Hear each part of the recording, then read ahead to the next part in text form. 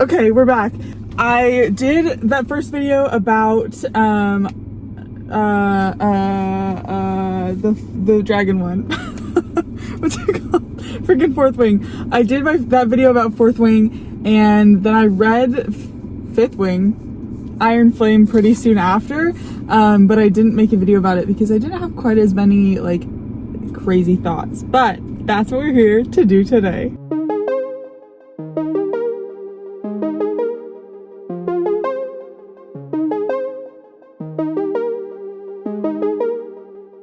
I'm gonna try and keep this short, and I don't have my my microphone or anything, and or my typical filming equipment, but so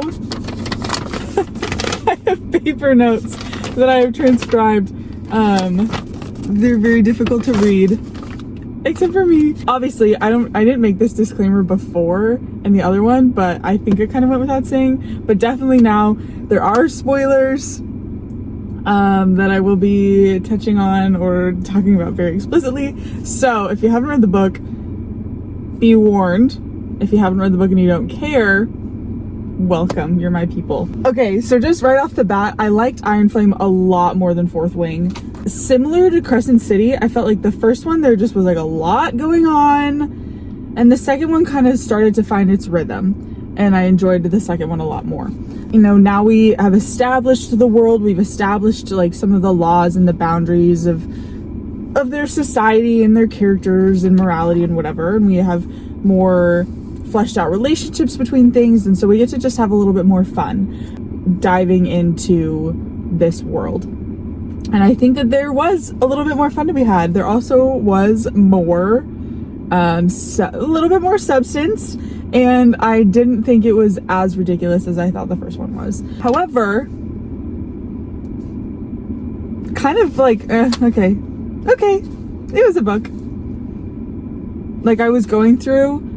Okay, also, I did myself a disservice, and I have since decided to change my ways. The first audiobook that I listened to was Throne of Glass. And I had read that book, I'd read the series, I was very familiar with the characters, I had understandings of the plot and, you know, how I felt about things. So, it was really, really enjoyable. However, I did not originally read Fourth Wing before I listened to the audiobook. And I think that was a huge disservice to myself, to the book, to the author. I don't think it made that much difference in my opinion as far as the content, but I think the experience changed a lot because I didn't get to read it and form my own opinions in my own voice. I was forming opinions based on a voice that I disliked and the characteristics and whatever. So I will say that I think just generally I did myself a disservice. I have a disadvantage in that regard. Reading it, like the ebook, reading Iron Flame as the ebook was a little better because I could annotate, I could have a different sense of the experience. I was formulating my own voices, my own opinions. So it did go better, and I think is maybe a more true experience to give a more true reaction. But still my reaction is that it's there.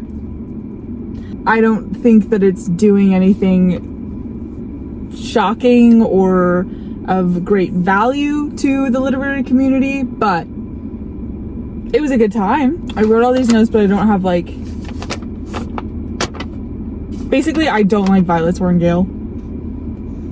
And it's not that I don't like Violet Sorrengale, it's that I don't like how the world treats her. She reminds me very much of Rory Gilmore, even to the fact that all throughout the first book she was like, my Dane, my Dane, my Dane, and like we all know the my Dean situation in Gilmore Girls. Okay, not a fan.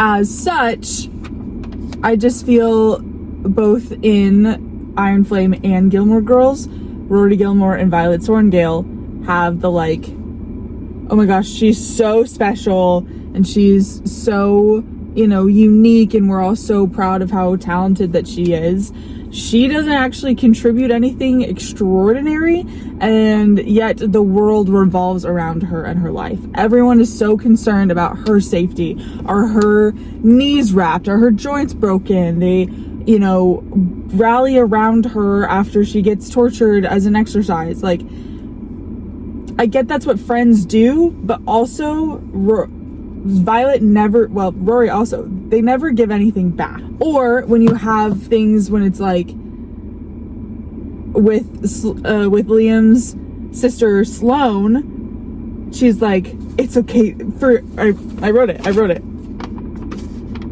And because of the love I have for him, it's okay that you hate me. Not, look, I really loved your brother.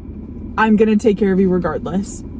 It's okay that you hate me, even if, and because of the love I have for him, it's okay that you hate me. Like, giving her permission to feel like she is her own, she's not written to be, but technically, Sloane Mari is an individual who is allowed to make conscious decisions about her thoughts and her feelings.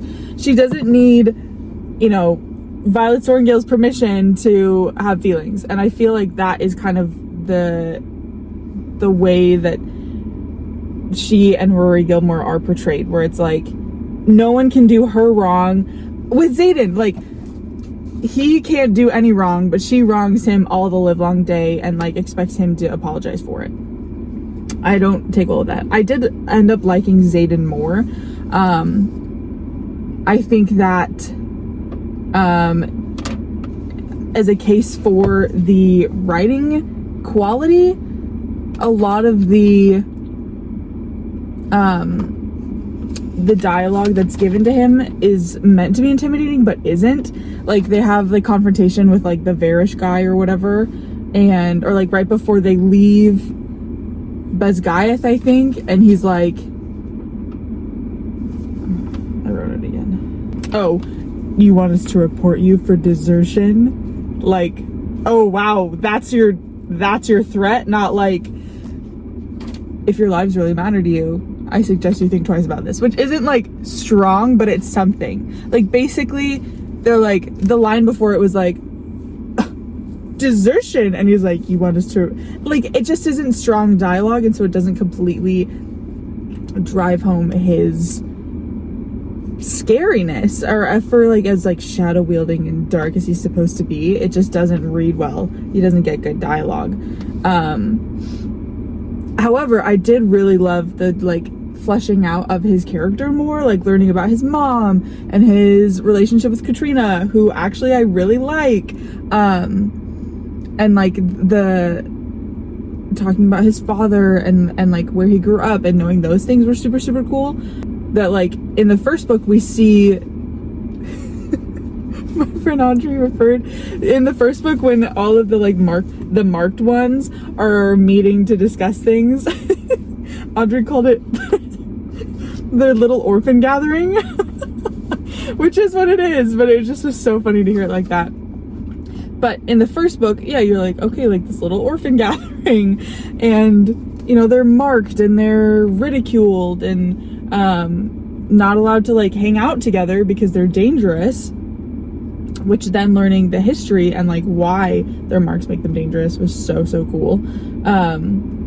But in the second book, then you see like, okay, like he comes from like a noble family. He has this incredible legacy that was ripped away from him, and now he's fighting to get it back. And like, there's a really good, you know, it's an emerging really good motivation, but something that at least like gives us, you know, background and something to relate to. I really, really loved that. I think he can do better than Violet, but that's whatever. And his being Venom at the end is so cool. I'm so down for that plot line. Of course, Violet's gonna freak out and she's gonna be like, I can't believe you would keep this from me. How could you do that? Like, okay, for someone who grew up around the military, like, you have such pitiful understanding of war and sacrifice. Personally, I find that annoying. I don't like her. I don't care for her.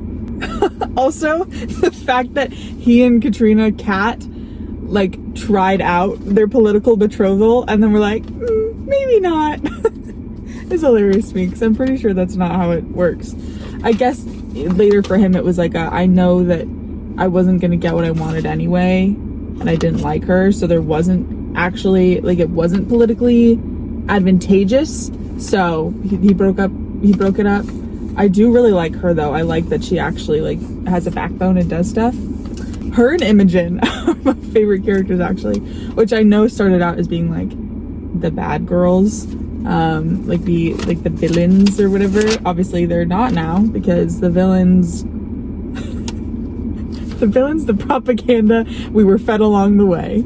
We got a little bit of Dane redemption, which was cool. I don't think I ever disliked Dane. It just that Violet hated him so much, even though they were best friends and childhood best friends and they grew up together and whatever, like didn't believe any of that. I never disliked him. So I was kind of happy when he like came back and they were able to be okay. Yeah, I just get frustrated about her because she is like, oh my gosh, I can't believe I killed Jack, who's back from the dead, what the heck? And I can't believe that Liam died for me.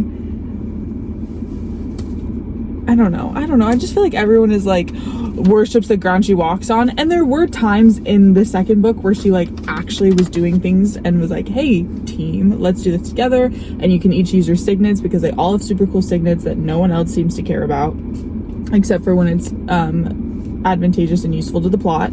So I was like, okay, we have some action here, we have some of her like, okay, though, like she really is intelligent and has like this vast wealth of knowledge that now they're putting to use, and this being like about propaganda and them fighting like what they've been told and what they grew up with, and you know, their understandings of the world that they live in. It is cool to then like say that the scribes are actually the most powerful. The people who hold the information are the most powerful, and you know, the people who fight are powerful, they just don't hold as much gravitas in that power in terms of war and things. That was really cool. So I was like, okay, I see, you know, we're kind of bridging things here, you know, where we started and why it's important she's here now. I have to say I respect her mom, may she rest in peace. The thing about Violet, I think, is she just like lacks introspection, which again is not her fault. It's just the way that she was written. She was written very favorably. She was written to be the main character.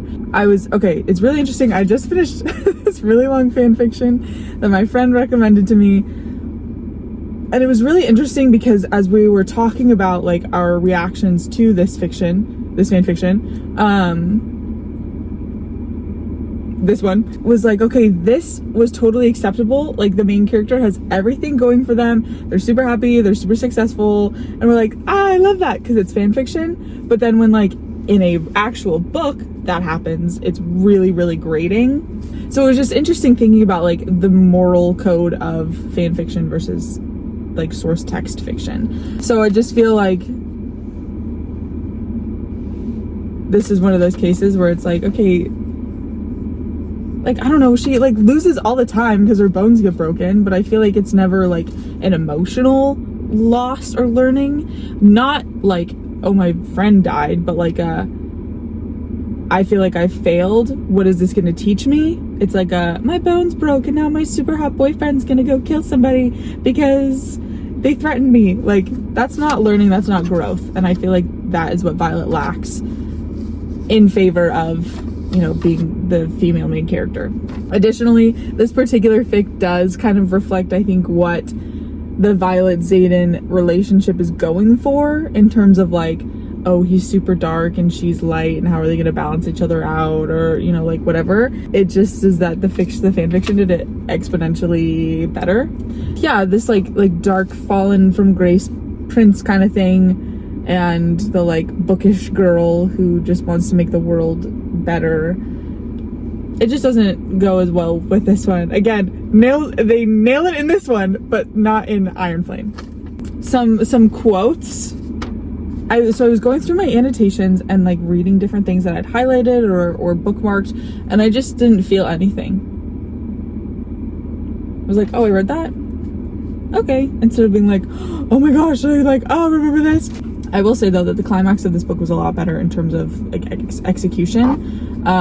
The fight was really cool. The whole thing with Andarna was super neat, with her like being a purple dragon and like, I don't know, blending into the rock, or she was the rocks or whatever. And when she killed the orange dragon, that was super cool. Anyway, nothing really stuck out to me, but it was pleasurable. But here's some quotes that did in my review jump out to me. Okay, first off, there's one time where she's like, I would rather fight the Venom alone without my 2 dragons than train with the Griffin Riders. Like, girl, we know that when you do fight with both of your dragons, you whine about it. So let's not. The Griffin Riders were cool. I did like that. I did like them. But otherwise, other quotes that I have. Because you didn't fall for an ordinary rider. You fell for the leader of a revolution. Please, okay? Like, show don't tell. Like, don't have, like, I just don't like that. I just don't like that in the, like, oh, I know how important I am. I know you fell for me. I hate how often Rebecca Yarros freaking writes fell for. I need full disclosure. Give me those 3 little words. Like, just those repeat phrases that aren't like an inside joke. It's just like the same phrase so that the reader understands what they're talking about, even though we would understand what she's talking about if they picked a different phrase, like honesty or transparency or whatever. Like, trust your reader a little bit more, because they're not using it in like a sarcastic inside joke way. They're using it in a I don't have anything else to say way, and I don't vibe with that. Oh, and then she's like tell me the truth or I'll get busy unfalling for you. Like, first of all, I'll get busy. What is this? 2007's R&B? I don't know. I don't actually know, but like the diction is just not in line with the like the period or vibe of the fantasy world that has been created, which I'll get to more later. She's literally so dramatic and stupid. She goes, I'm fine, I lie. This is Violet. I'm fine, I lie. Gods, it's getting so freaking easy. Like, girl, everyone lies when they say I'm fine. I know you didn't have a lot of friends growing up, but you should at least know that much. Like, if you're so worried about lying, telling someone that you're fine when you're not is not, it's not that big of a deal. It's just a little white lie. Ugh. Another Zayd and Violet argument about the relationship. He goes, I'd let you live long enough for us to fall in love. Like, this is what I'm saying. Like, he's supposed to be scary. He's supposed to have like this presence, and like 2 times out of 10 I feel like he has that presence. Otherwise it's like, oh, congrats, you let me live long enough and this happened. Like, how were you supposed to know? Anyway, you and I are endgame. That's a real quote from a real book and not the freaking Riverdale episode. Speaking of, and here's the last quote, and we'll kind of wrap this up with my like final takeaway. I don't need to be a part of your development era, is what Violet said to Sloane Maury. I don't need to be a part of your development era. Okay, actually, I'm not positive that it was Violet to Sloane, but I know that those words were said. Here's a screenshot of them. Like, what in the 2023 are we doing? And this is the thing. Fourth Wing is the divergent of this like romantasy phase, right? 2012 to 15 we had the like huge dystopian things. Now we have like the ACOTAR romantasy craze. And so Fourth Wing, Iron Flame, its subsequent books are just the like money grab. Hey, here's like a quirky girl who falls in love with this guy she's not supposed to fall in love with, and she goes through all these tests and learns that everything that she knew was a lie, and the people that she loves die. I'm sorry, is that not Divergent, Insurgent, Allegiant? Which, I get it. Like, there is a market. There's a book market. But here's the deal. outside of being like, oh my gosh, remember in 2023 when everyone was reading ACOTAR? Like, outside of, you know, the dystopian teenage YA craze, these books don't age well. Good literature should be indicative of and representative of the time it was written in, but it should not be informed by the time it was written in. We study Virginia Woolf and the Brontes and Oscar Wilde when we want to get a sense of what life was like during their periods of time. We read Greek myths to understand, you know, how they thought about the world. We read Dune and The Lord of the Rings, like, they're representative of a literative time in like the development of fiction in the 20th century, but they are not using phrases from their periods of time. They're not meant to appeal to the people in that time.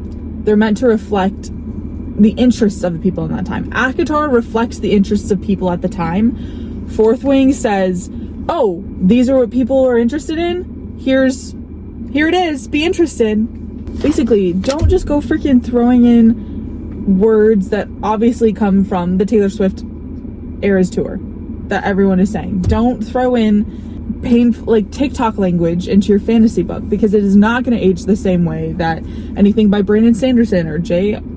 Tolkien, or again, like Dune, or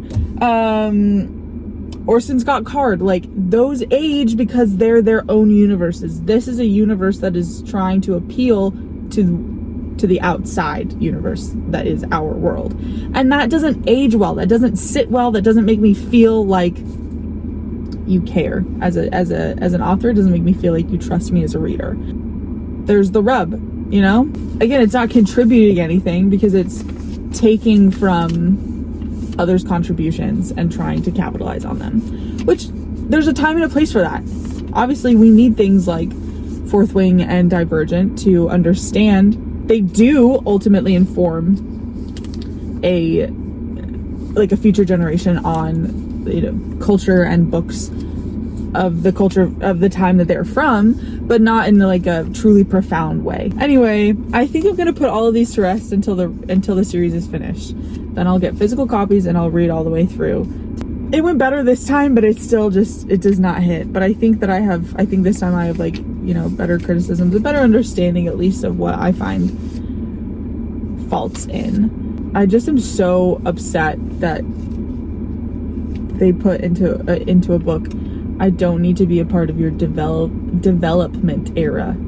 Like, it just is cheap. And there's so many better ways to say that. You can definitely convey that. It's just, it's embarrassing. So I'm gonna put him to rest for now. I started Twilight this morning, which is the first time that I've ever read any of the Twilights. I am almost positive that there will be videos about those. I started rereading ACOTAR and started rereading Throne of Glass, and I started rereading Silence of the Lambs, and I started American Psycho.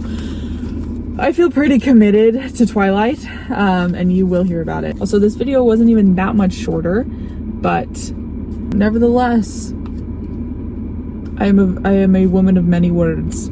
So, yeah. That's where I'm at. Let me know what you think. I'm open to other perspectives, but I'm pretty staunchly convinced that I'm correct 100% of the time. So, if you're coming back, thanks. If you're a first timer, what's up?